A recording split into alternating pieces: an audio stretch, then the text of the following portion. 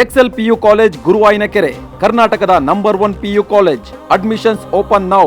ನಮಗೆ ಕೊಡ್ತಕ್ಕಂಥ ರಾಷ್ಟ್ರ ಈಗ ಮತ್ತಷ್ಟು ಅಭಾವ ಆಗುವಂಥ ಸಾಧ್ಯತೆಗಳಿದ್ದಾವೆ. ಇವಾಗ ಫುಡ್ ಮಿನಿಸ್ಟ್ರಿ KPCCನಲ್ಲೇ ಇದ್ದಾರೆ ಮೇಲೆ ಕರೀರಿ ಅವ್ರನ್ನಾಗೆ. ಈಗ ಆಲ್ರೆಡಿ ಅವರು ಕೇಂದ್ರ ಸರ್ಕಾರಕ್ಕೆ ಇವಾಗ ಅವರು ಮನವಿ ಸಲ್ಲಿಸಿದ್ದಾರೆ. ಸನ್ಮಾನ್ಯ ಮುಖ್ಯಮಂತ್ರಿಗಳು ಕೂಡ ಹೇಳಿದ್ದಾರೆ, ಇವಾಗ ಏನು ಗ್ಯಾಸ್ ಸಿಲಿಂಡರ್ಸು ಕರ್ನಾಟಕಕ್ಕೆ ಬರ್ತಾ ಇದೆ ಅದು ನಾಟ್ ಇವನ್ 15-20%. ಸೊ ಅದರಿಂದ ಅದನ್ನು ಇನ್ಕ್ರೀಸ್ ಮಾಡಬೇಕು, ಇದು ತುಂಬ ಕಷ್ಟ ಆಗ್ತಾ ಇದೆ ಅಂತ. ಇವತ್ತು ತನಕ ಕಮರ್ಷಿಯಲ್ ಗ್ಯಾಸ್ ಬಿಡಿ, ಈಗ ಹೌಸ್ ಹೋಲ್ಡ್ ಗ್ಯಾಸ್ ಕೂಡ ಇವಾಗ ತುಂಬ ಕಮ್ಮಿ ಆಗಿರೋದ್ರಿಂದ ಭಾಳ ಜನ ತುಂಬ ಕಷ್ಟಪಡ್ತಾ ಇದ್ದಾರೆ.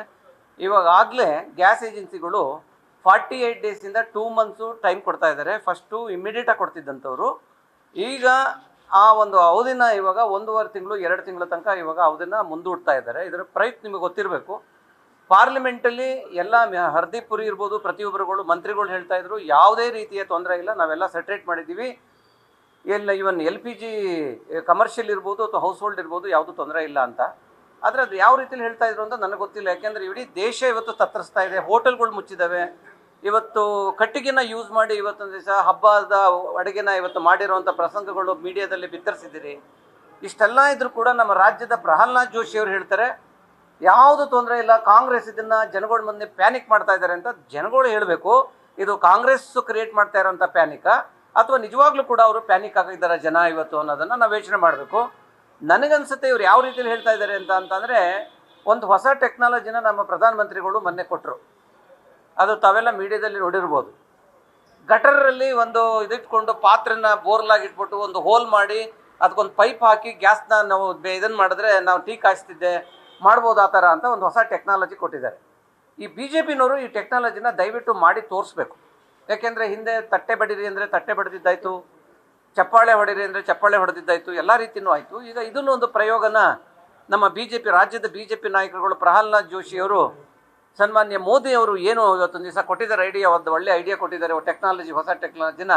ಅದನ್ನು ಈಗ ಗಟ್ರ ನಮ್ಮದು ಇದಿದೆ ಮೈಸೂರು ರೋಡಲ್ಲಿ ಗಟ್ರು, ಇದೆಲ್ಲ ದೊಡ್ಡ ದೊಡ್ಡ ಗಟ್ರಗಳಿದೆ.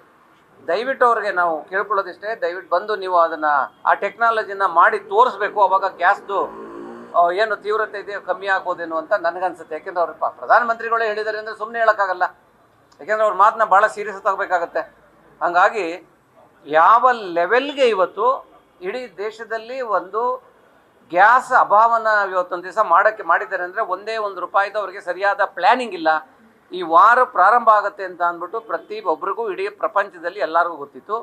ನಾವು ಎಲ್ಲಿಂದ ಇಲ್ಲಿ ತನಕ ನಾವು ಗ್ಯಾಸ್ ಇರ್ಬೋದು, ಡೀಸೆಲ್ ಇರ್ಬೋದು, ಪೆಟ್ರೋಲ್ ಇರ್ಬೋದು ನಾವು ತಗೋತಾ ಇದ್ದೀವಿ ಅಂತ ಸರ್ಕಾರಕ್ಕೆ ಗೊತ್ತಿತ್ತು. ವಿರೋಧ ಪಕ್ಷಗಳು ಇವನ್ ಕೇಂದ್ರದಲ್ಲೂ ಕೂಡ ಇದರ ಬಗ್ಗೆ ಡಿಸ್ಕಷನ್ ಮಾಡೋದಕ್ಕೆ ಟೈಮ್ ಕೇಳಿದಾಗಲೂ ಕೂಡ ಯಾರೂ ಕೂಡ ರೆಡಿ ಇರಲಿಲ್ಲ. ಇವನ್ ರಾಜ್ಯಸಭೆದಲ್ಲಾಗಲಿ ಅಥವಾ ಲೋಕಸಭೆಯಲ್ಲಾಗಲಿ ಇದ್ರ ಬಗ್ಗೆ ಚರ್ಚೆ ಮಾಡೋದಕ್ಕೆ ಇವತ್ತಿನ ತನಕ ಬಂದಿಲ್ಲ. ಅದು ಕಾರಣ ಏನಂದರೆ ಅವ್ರಿಗೆ ಅಡ್ಮಿನಿಸ್ಟ್ರೇಷನ್ ನಡೆಸಕ್ಕೆ ಬರ್ತಾ ಇಲ್ಲ. ಇಡೀ ದೇಶದ ಜನ ಇವತ್ತು ಸಂಕಷ್ಟದಲ್ಲಿ ಸಿಲುಕುವಂಥ ಒಂದು ಕೆಟ್ಟ ಪರಿಸ್ಥಿತಿಗೆ ಬಂದಿದೆ. ಅದೇ ರೀತಿಯಲ್ಲಿ ವಿದೇಶಾಂಗ ನೀತಿಯಂತೂ ಮಣ್ಣು ಮುಚ್ಚಿಬಿಟ್ಟಿದೆ. ಯಾಕೆಂತಂದರೆ ಅವ್ರಿಗೆ ಯಾವ ಮಂತ್ರಿಗಳಿಗೂ ಕೂಡ ಫ್ರೀಡಮ್ ಇಲ್ಲ ಕೇಂದ್ರ ಸರ್ಕಾರದಲ್ಲಿ. ಅದರಿಂದ ಎಲ್ಲದೂ ಕೂಡ ಬರೀ 2-3 ಜನ ಮಾಡಬೇಕು. ಆ ಕಾರಣಕ್ಕೆ ಇವತ್ತು ದೇಶದಲ್ಲಿ ಇಷ್ಟೊಂದು ದೊಡ್ಡ ಸಮಸ್ಯೆ ಗ್ಯಾಸ್ ಪ್ರಾರಂಭ ಆಗಿದೆ. ಮುಂದಿನ ದಿನಗಳಲ್ಲಿ ಇನ್ನೂ ಜಾಸ್ತಿ ಆಗ್ಬೋದು. ಅದಕ್ಕೆ ಈಗಲಾದರೂ ಎಚ್ಚೆತ್ಕೊಂಡು ಕೇಂದ್ರ ಸರ್ಕಾರ ಇದ್ರ ಬಗ್ಗೆ ಜನಗಳ ಬಗ್ಗೆ ಕಾಳಜಿ ವಹಿಸಬೇಕು. ಅಟ್ಲೀಸ್ಟ್ ಹೌಸ್ ಹೋಲ್ಡಾರು ಕೊಡಬೇಕು, ಇದನ್ನು ಕೊಡಬೇಕಂತ ಅಂದರೆ ಸುಮಾರು ಕರ್ನಾಟಕ ಒಂದರಲ್ಲೇ 1 ಕೋಟಿ ಜನ ಇವತ್ತು ಹೊರಗಡೆ ತಿನ್ನುವಂಥ ಒಂದು ಇದು ಇದೆ ಅಂತ ಅಂದಾಜು ಮಾಡಿರೋವಂಥದ್ದು. ಸುಮಾರು 1ರಿಂದ 1.5 ಕೋಟಿ ಜನ ಅವರು ಎಲ್ಲಿ ಹೋಗಬೇಕು ಹೋಟ್ಲುಗಳನ್ನ ಮುಚ್ಚಿದ್ರೆ ಅಂತ ಅಂದ್ಬಿಟ್ಟು ಈ ರಾಜ್ಯ ಸರ್ಕಾರ ಕೇಂದ್ರ ಸರ್ಕಾರದಿಂದ ಕೊಡಲಿಲ್ಲ ಅಂದರೆ ಹೇಗೆ ನಿಭಾಯಿಸಬೇಕು ಅನ್ನೋದ್ರ ಬಗ್ಗೆ ಇದನ್ನು ಸೀರಿಯಸ್ ಚರ್ಚೆ ನಡೀಬೇಕು ಅನ್ನೋ ನನ್ನ ಅನಿಸಿಕೆ. ಈಗಾಗಲೇ ನಮ್ಮ ಪ್ರಧಾನ ಕಾರ್ಯದರ್ಶಿಯವರು ಹೇಳಿದ್ದಾರೆ, ಇವತ್ತು ತಪ್ಪಿದ್ರೆ ನಾಳೆ ಟಿಕೆಟು ಇದಾಗುತ್ತೆ, ಅನೌನ್ಸ್ ಮಾಡ್ತೀವಿ ಅಂತ ಹೇಳಿದ್ದಾರೆ. ಸೊ ಹಾಗಾಗಿ ನಾವು ಒಬ್ಬ ವರ್ಕಿಂಗ್ ಪ್ರೆಸಿಡೆಂಟ್ ಆಗಿ ಸೊ ನಮ್ಮ ಅನಿಸಿಕೆ ಕೂಡ ಏನು ಹೈಕಮಾಂಡ್ಗೆ ಈಗ ಆಲ್ರೆಡಿ ಕಳಿಸಿದ್ದಾರೆ, ಅದಾದ ತಕ್ಷಣ ಇಮ್ಮಿಡಿಯೇಟಾಗಿ ಅನೌನ್ಸ್ ಮಾಡ್ತೀವಿ. ಇನ್ನು ಟೈಮ್ ಇದೆ, ಮಂಡೇ ತನಕ ಏನಂತ ಹರಿ ಇಲ್ಲ, ಮಾಡೋಣ. ಅವತ್ತೇ ನಾಮಿನೇಷನ್, ಎರಡೂ ಕಡೆ ನಾಮಿನೇಷನ್ಸ್ ಆಗುತ್ತೆ. ಎಲ್ಲ ರೆಡಿ ಇದ್ದೀವಿ, ಕಾಂಗ್ರೆಸ್ ಪಕ್ಷ ತಯಾರಿ ಮಾಡ್ತಾ ಇದ್ದೀವಿ. ನಾವು ಇವತ್ತೆಲ್ಲ ನೋಡಿದ್ರಲ್ಲ, ಈಗ ನಿನ್ನೆಯಿಂದ ಮಂತ್ರಿಗಳ ಜೊತೆಲಿ ಇರ್ಬೋದು ಅಥವಾ ಎಲ್ಲ ನಮ್ಮ ಆಫೀಸ್ ಬೇರರ್ಸ್ ಇರ್ಬೋದು ಮತ್ತು ಪಕ್ಷದ ನಾಯಕರುಗಳ ಜೊತೆ ತಯಾರಿ ಮಾಡ್ತಾ ಇದ್ದೀವಿ ಪಕ್ಷದ ಚುನಾವಣೆ ಗೆಲ್ಲಕ್ಕೆ. ಯಾಕೆಂದ್ರೆ 2 ಸೀಟು ನಮ್ಮವಾಗಿರೋದ್ರಿಂದ ಅದು ಗೆಲ್ಲೋದು ನಮ್ಮ ಜವಾಬ್ದಾರಿ, ಪಕ್ಷದ ಜವಾಬ್ದಾರಿ. ಸೊ ಕೇಂದ್ರ ಸರ್ಕಾರ ರಾಜ್ಯ ಸರ್ಕಾರ ಕೊಟ್ಟಿರುವಂಥ 5 ಗ್ಯಾರಂಟಿಗಳು ಇವತ್ತೊಂದು ದಿವಸ ತುಂಬ ಜನಕ್ಕೆ ಅನುಕೂಲ ಆಗುತ್ತೆ. ಯಾಕೆಂತಂದರೆ ಈ BJPನವರು ಎಲ್ಲ ಕಡೆಯೂ ಗ್ಯಾರಂಟಿನ ಏನು ವಿರೋಧ ಮಾಡ್ತಾಯಿದ್ರು.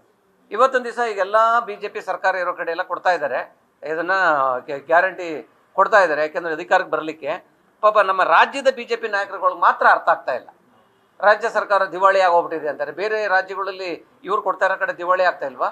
ಸೊ ಅದರಿಂದ ಇವತ್ತು ಪರ್ ಕ್ಯಾಪಿಟಾ ಇನ್ಕಮ್ ಇವತ್ತು ಕರ್ನಾಟಕದಲ್ಲಿ ಇಡೀ ದೇಶದಲ್ಲಿ ಇವತ್ತು ನಾವು 3ನೇ ಪ್ರೈಸಲ್ಲಿದ್ದೀವಿ. ಅಂದರೆ ತಲಾದಾಯ ಇವತ್ತು ಈ ಗ್ಯಾರಂಟಿಗಳಿಂದ ಎಷ್ಟು ಹೆಚ್ಚಿದೆ ಅಂದರೆ ಇವತ್ತು ಈ ಗ್ಯಾರಂಟಿಯಿಂದ ಇದು ದಿವಾಳಿ ಅಲ್ಲ, ಜನಗಳ ಕೈಗೆ ಎಲ್ಲೂ ₹1 ಲಂಚ ಇಲ್ದೇ ಡೈರೆಕ್ಟಾಗಿ ಅವ್ರನ್ನ ತಲುಪ್ತಾ ಇರೋದು ಅಂತ ಅಂದರೆ 5 ಗ್ಯಾರಂಟಿಗಳು. ಅಷ್ಟರ ಮಟ್ಟಿಗೆ ಇದು ವ್ಯಾಪಕವಾಗಿ ಹೋಗಿದೆ. ಜನ ಅದನ್ನು ಅರ್ಥ ಮಾಡ್ಕೋತಾರೆ, ನಮ್ಮ ಪಕ್ಷಕ್ಕೆ ಮತ ನೀಡ್ತಾರೆ, ಎರಡೂ ಕಡೆ ನಾವು ಗೆಲ್ತೀವಿ, ಇದರಲ್ಲಿ ಯಾವುದೇ ಸಂಶಯ ಇಲ್ಲ. ಹಾಂ,